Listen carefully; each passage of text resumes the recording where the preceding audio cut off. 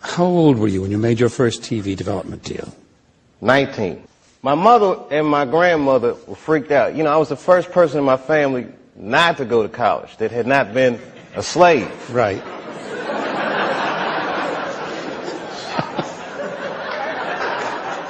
So I was really breaking from tradition, and it was like a graduation lunch we were having, and they had my dad come and talk to me, and my dad takes me outside, and he's like, listen, and this is some advice that applies to all you acting students. He says, to be an actor is a lonely life.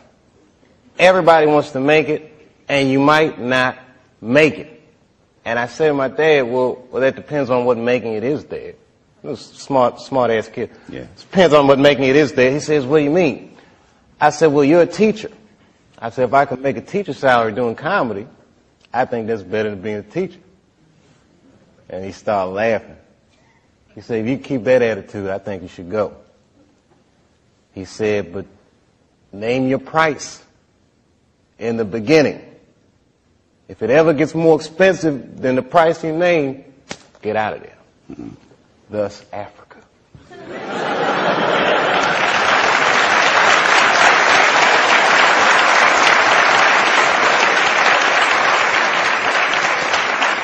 Oh, man. Yeah, you guys are going to learn a lot tonight. What can they learn? You know, like you guys are students now, so you're idealists, but you don't know about where art and corporate interests meet yet. Just prepare to have your heart broken. Like, in a way, you see him laughing that evil laugh?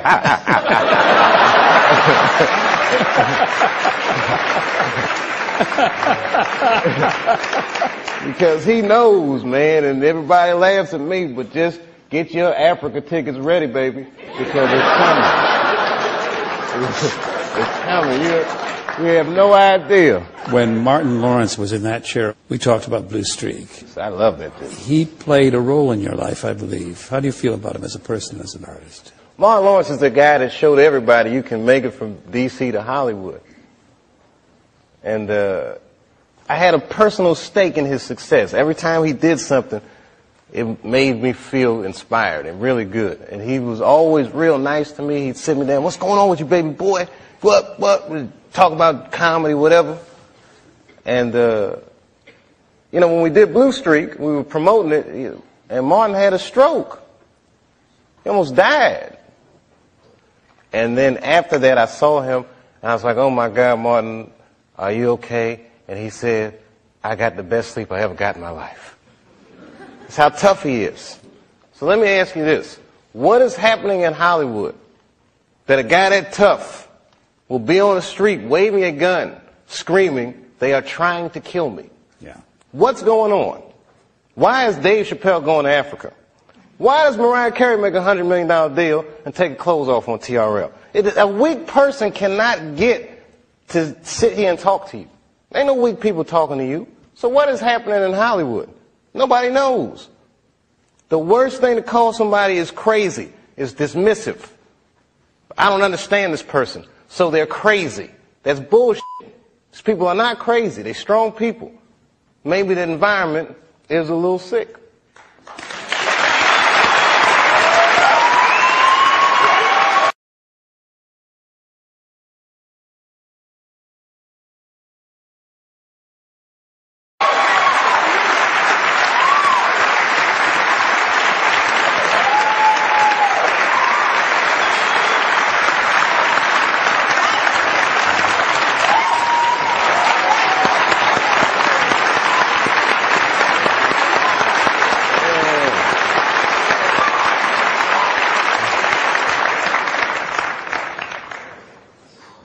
Oh, I'm dropping dimes tonight.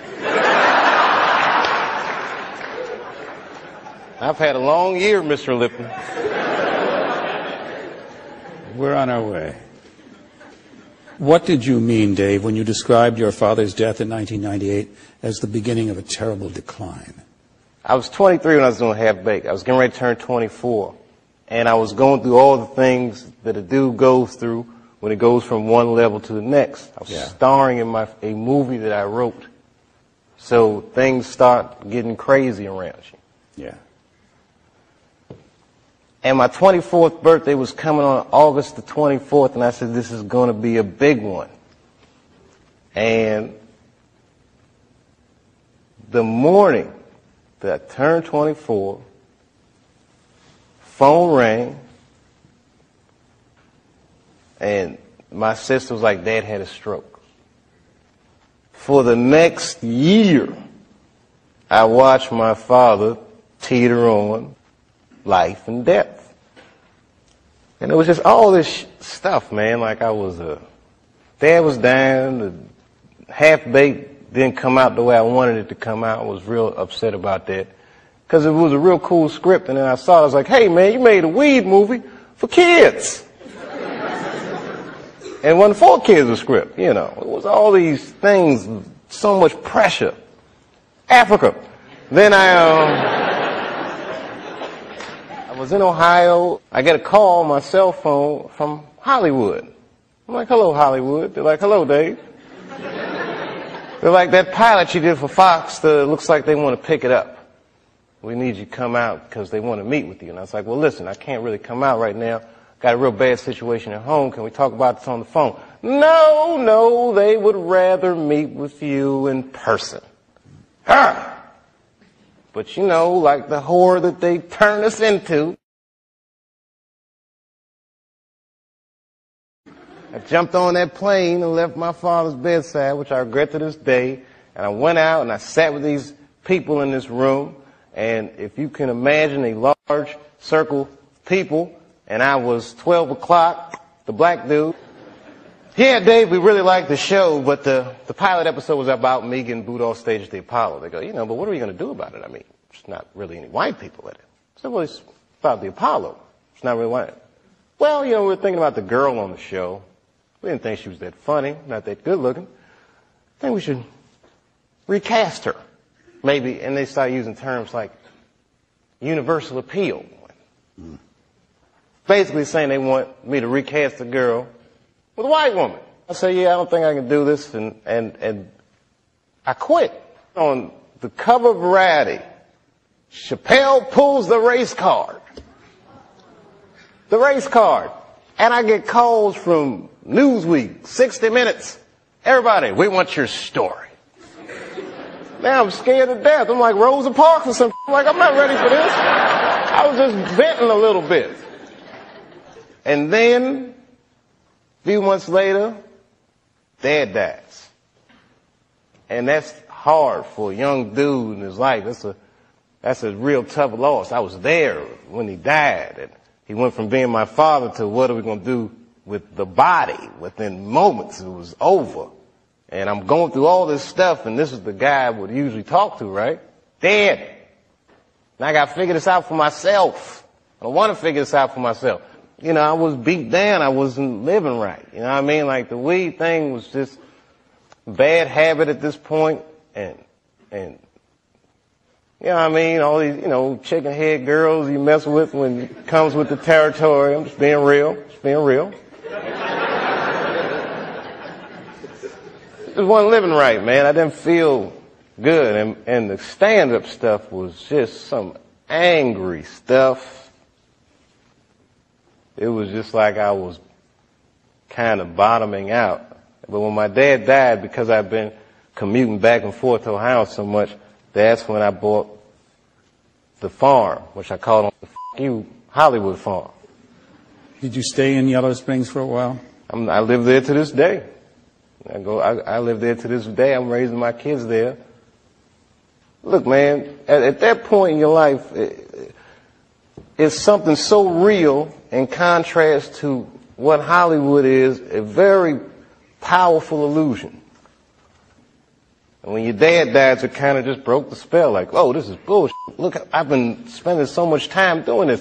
What about my family? What about my friends? Wait, whatever happened to my friends? Damn, I don't even have any friends. Ugh. So I bounced, man. New Year's Eve, 1999, I moved into that farm, and that was it. As far as I was concerned, I was done with show business.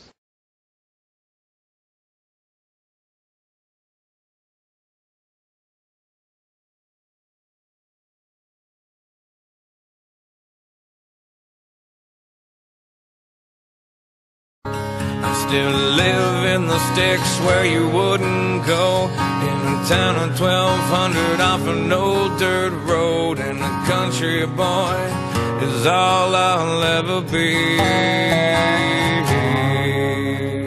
Now it's been 12 years since I sold my soul to the devil in L.A.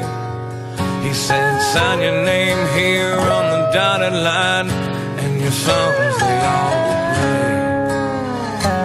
He set up shop. He said, you wanna sell 1,000,000 records, boy, better listen to me. He said, change your style, widen your smile, you could lose a couple pounds. And if you wanna live this life, you'd better lose that wife. Do you need your friends around? I said, no, that's not me. 'Cause the biggest things in life are your friends and family. And I like my jeans and my old...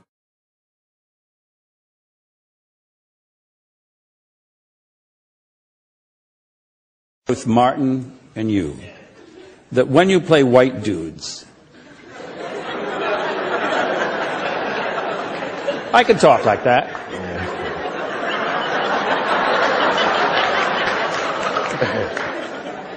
Now don't make fun of me. That when you play white dudes, your speech is pitch perfect, which led me to realize that either one of you could, if you wished, speak that way all the time. In other words, is it a matter of choice? Every black American is bilingual.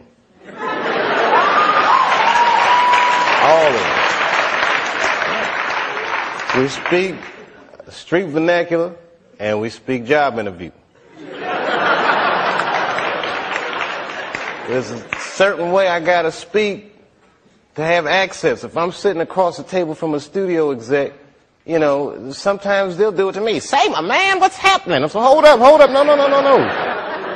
And I gotta throw out them big words. I gotta let them know that my parents are probably smarter than your parents. Yeah. And much better educated. They're much better educated than your parents, but they may not have had the access that your parents have. But this is show business. I can climb that socio-economic ladder just off the merit of my skills. I can talk that shit. It's a God-given gift. So, you know, yeah, I speak in street vernacular because when I'm talking to an audience of people, I feel comfortable. It's like an extension. Really, crowds are like my friends. It's the most consistent part of my life since I was 14. But in certain situations, you know, I gotta use that job interview. Well, I don't like that deal. Can you see a time in your life ever when you won't be doing stand-up? This past year, I did the least stand-up I've done since I started. 'Cause I was freaked out, man, with the fame thing and being called crazy and drug addict and all these things. Scared me. You know, being treated that way. Like I'm not a person anymore. You say this shit about me in front of my children, and you know, who the f*** do these people think they are? And they don't know what happened. You know, I have not spoken about what would make a person walk off the set of a successful show and go to Africa. But again, people don't understand it, so they call me crazy, and I don't like that. What should they understand, Dave? What should they understand? Well, I did 2 seasons, and it was very easy. Not very easy, but I didn't go to Africa. And then suddenly when I'm getting paid what they said was $50 million, I can't do it anymore. Nobody knows. Nobody remembers that I walked away from the show twice last season. Nobody asked about that. You know, in one of these magazines, Newsweek, it's a very credible magazine, and they're saying you know, maybe I smoked crack, and it was all innuendo. And the magazine, as credible as Newsweek, I was very surprised that this was happening. And then I got to make some real choices, man. Is that what I want for myself? Did I get too big? Because I like people. I like entertaining. And the higher up I go, for some reason, the less happy I am. You know, is it going to get to the point where I'm doing a striptease on TRL or waving a gun on the street, saying they're trying to kill me? No, I'm not going to let it get to that point. I'm going to go to Africa. I'm going to find a way to be myself, man. I gotta, you know, I'm an artist, man. I don't need a sneaker deal. I mean, I'd like one, but that's not the need that makes you guys go to school. You're not in this school right now because you want a sneaker deal. It'd be nice, but that's not why you're here, right? You're not here because, you know, you'd like to be in the movies, but to act or to entertain it's a need that maybe a lot of your friends don't even understand. But you got that need, and you have your dreams. And there's only 6 studios, man. There's only 6 agencies, man. This is a small, controlled thing, and I don't like having to beg for the spotlight, man. You know, the machine is good for us, and we good for the machine, and it should be fair, man. It should be fair. What did you find in Africa that was an antidote to that? In Africa? Well, a lot of things. First of all, I'm a Muslim. I don't necessarily practice the way a good Muslim is supposed to practice, but I believe in these tenets. And in Africa, there's a small community of people that don't know anything about the work I do, and they just treat me like I'm a regular dude. So I knew that in Africa I'd have a place to sleep, and that I wouldn't have to feel strange. And, you know, when they would call me crackhead and all these things in the country where I'm from, in Africa, they didn't know anything. They was feeding me and taking care of me and taking me to the mall and just regular stuff. And it just made me feel good. It just reminded me that I was a person, you know. I didn't even know they were saying those things about me. Then I called home, and people would be like, "Oh my God, are you all right?" "Yeah, chill, I'm in Africa, baby. What's going on?" And then I got a call from a journalist that had been working on a story, and he was like, "Yeah, rumor mill's going on about you. Just want to clear a few things up." And I'm like, "Yeah, what's going on?" "Okay, do you smoke crack?" I said, "What? Do you smoke crack? Did you graduate from high school?" I mean, it was all these crazy questions. And I thought about never coming back. I said, this place is crazy. Like, I'm that dude. I just thought about all the things that celebrities go through and what celebrities become in our culture. You know, if you Brad Pitt and Jennifer Aniston and your marriage is breaking up, that's an awful thing. But to see that speculation in people gotta sting a little bit. Yeah. And then I realized, oh my God, I'm one of those people. That's a small club, man. It's a weird place to be. Ain't really no going back. You can't get unfamous. You can get infamous. Right. But you can't get unfamous. Right. So I got scared. I'm not gonna lie, y'all. I was scared to death. And I didn't touch the mic. But you know what was cool, man? The first time I went back out and did stand-up, I was in Cincinnati. So it's not far from the farm. I said, if I gotta run, I can get home fast. And clubs sold out real fast. I played a comedy club. And man, when I walked out on that stage and them people were screaming, I get teary-eyed just thinking about it. Because this industry can say whatever they want, but man, people will hold you up. And that crowd, man, my spirits were so low when they was just holding me up. And I hadn't told jokes, but this was just coming back like Karate Kid again. You're the best around. I was just doing it, man. So I don't know how this whole Dave Chappelle thing is going to end, but I feel like I'm going to be some kind of parable about either what you're supposed to do or what you're not supposed to. So I'm going to be something. I'm either going to be a legend or just that tragic fucking story, but I'm going full throttle. I'm going all the way. I'm eager to find out how this will resolve itself. You know, you have Chappelle's Show, this almost like overnight success.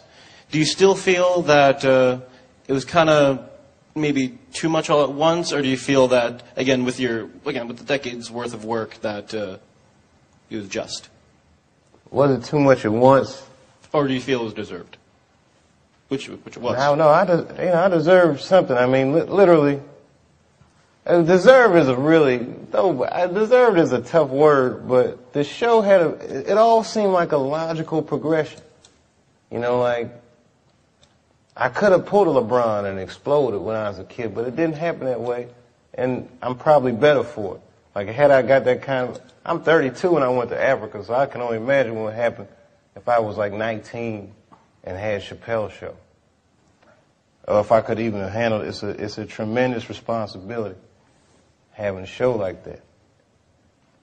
But everything's going fine, I think, till season 3. I mean, and it wasn't the fame that got to me.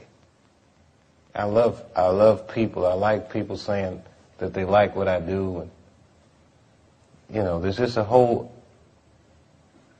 you know, it's like an economic threshold you cross, man. You know, they had thrown out numbers like $50 million. You put that in the paper next to your name, then that guy's gonna have some serious problems in his personal life. There's no question. You know, I like to live a more open life. I don't like to have to protect myself from people. I don't want my life to become about enforcing boundaries, you know, but that's what happens when you become successful. Your humanity diminishes and you become something else to people. You ever see the cartoons where they're hungry and he looks over his buddy and his buddy look like a chicken dinner? That's kind of like, it's kind of like that.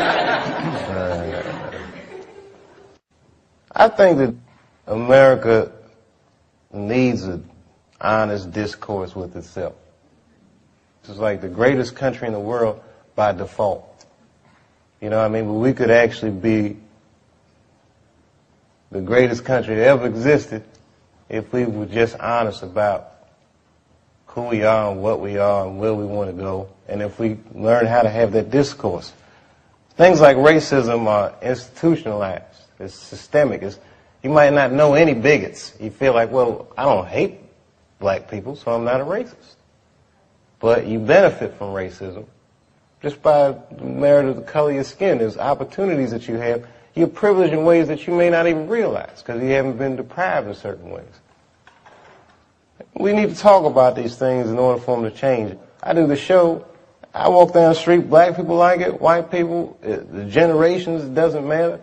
Because it needs to be talked about. It's like the elephant in the living room that nobody says anything about. So, when the Bigsby thing came out, there was a lady from Texas that called Comedy Central, I mean, damn near 100 times. She was furious with me.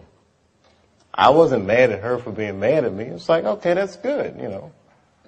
Not good that she's mad at me, but she's entitled to her opinion. And maybe she's right. I don't know. I just thought it was funny. That's what I did. I'm a comedian, man. That's how I look at the world, and that's what I'm spitting out. So I don't judge people or not like people for thinking. People that I love tell me I go too far sometimes. Maybe I went too far, but I did it.